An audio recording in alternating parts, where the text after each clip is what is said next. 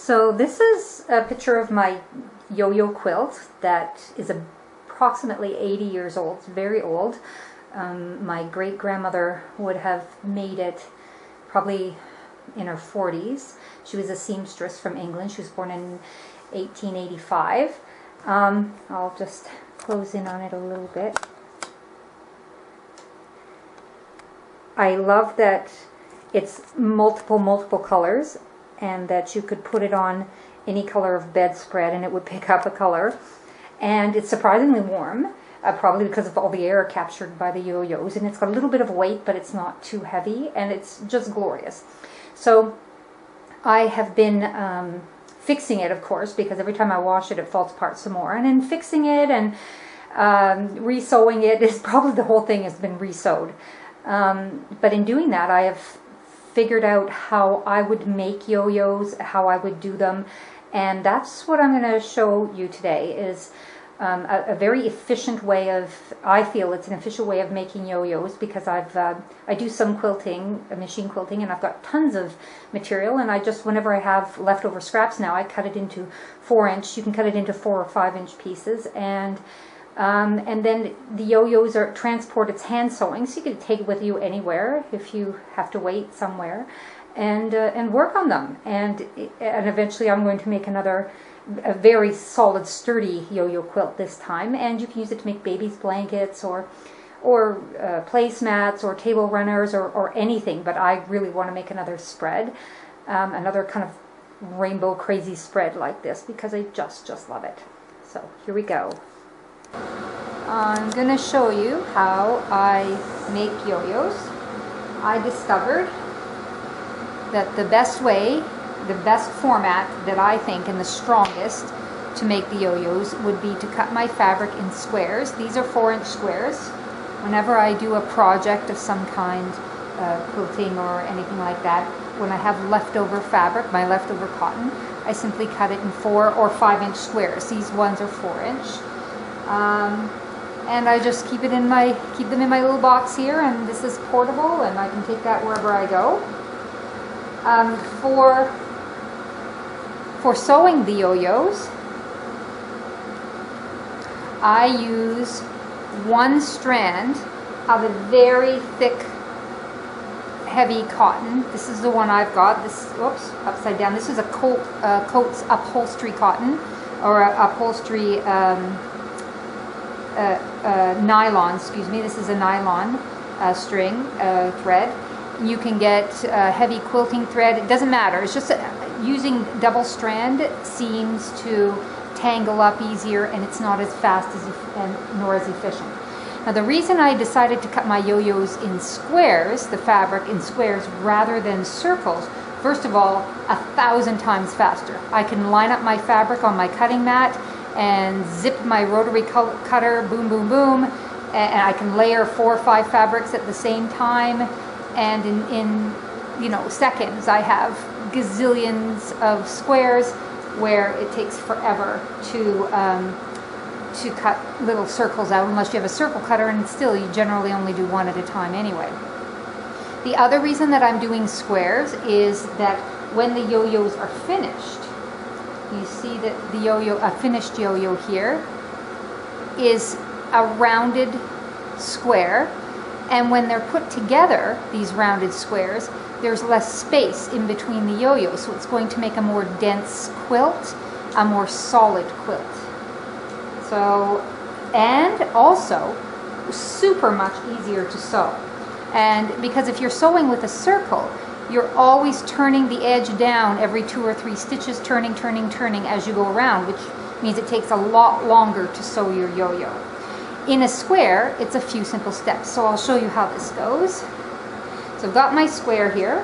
What I do is I fold down the edge just a small amount, like a quarter, between a quarter and 1/8 of an inch. I start in the middle of one side.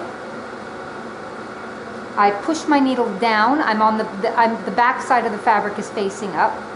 So I push my needle down, up, down, up, however many times. It doesn't have to be perfectly even, as long as you finish with a down close to the edge of the fabric. Then I just simply pull that through. So I've done kind of a line of sewing. I pull it through and leave a tail because I'm going to tie it off at the end. I turn to the next side, and as you can see, the fabric is away, or the thread is away, it's on the outside, but when I turn this corner down, it is now on the top of the fabric. It's coming out of the top.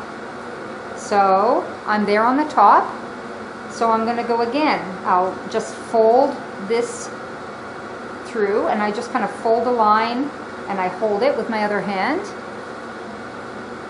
and I just simply do the same thing. Down, up, down, up, down, up, down, up. Trying to keep the fold pretty regular, and it doesn't matter as long as I finish with a down so that it's on the outside. I've done a whole side of stitching just in a second or two. I pull that, and then I turn it to the next side, side 3. I turn this down, and again the thread is now on top. I hope you can catch this because I'm taping this all by myself. So the thread is now on top. Do the same thing. Fold down this side. So you really only have to fold and turn 3 times. Down, up. You're going to do an odd number. Down, up, down. I usually do like about 11, 9 to 11 on a 4-inch square, but don't worry about it. Up, and then I finish with a down. Pull through. One more side. Turn it down, and then the thread is on the top now, or towards me, and down, up. Keep it very narrow and sew it close to the top edge because it makes a neater finish like that. Down, and then when you come to the last side, you have half a side left because you've already done half. So this is the side you finish up instead of down. Down, up, 4 or 5, it doesn't matter, but you finish up so that the thread is the tail you finished with, and the tail you started with and the tail that you finish with are both facing towards you. So now I'm all sewed up. I'm going to grasp both ends and tug them there like this, and then I'm going to tug the longer end because I only need a short end to tie off, and this means I have to change my thread less often. When I have a thread big enough to tie off and it's kind of bunched up together like that,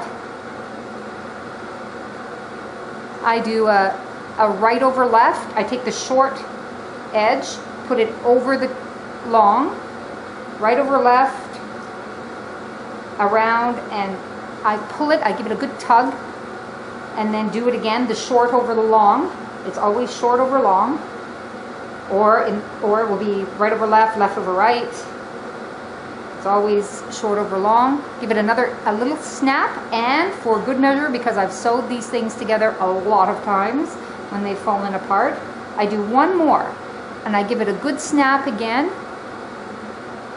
Don't worry about the thread showing, it's very small. I cut it fairly close to the knot, but not so close that it will undo, which it shouldn't with all that tugging. And that's all the thread I have left over, and I still have tons of thread left on my needle. These tiny little thread ends are going to disappear into the fold. You won't see it. Or you can get a color that will match what you're doing. It doesn't matter. So anyway, open up your...